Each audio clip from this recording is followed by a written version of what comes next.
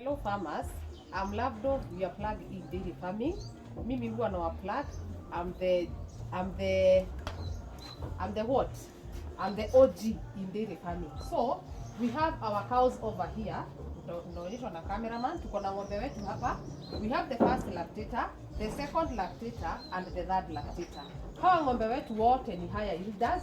They are cows that can survive in arid and semi-arid areas. Like this one is a black Frisian.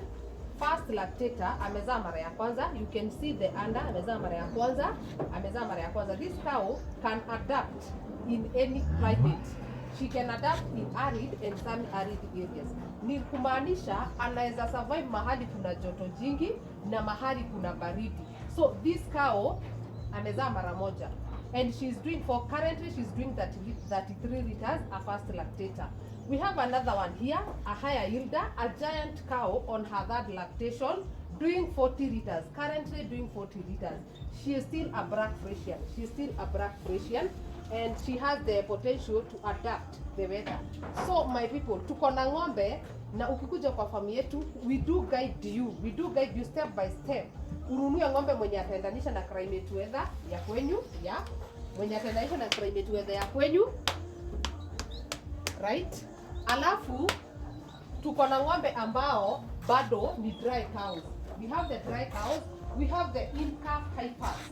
Tuko na ng'ombe in-calf heifers, yeah? Tuko na huyu ng'ombe black Frisian, yeah? In-calf heifer, 7 months old. Ako na mimba ya miezi 7, a giant one.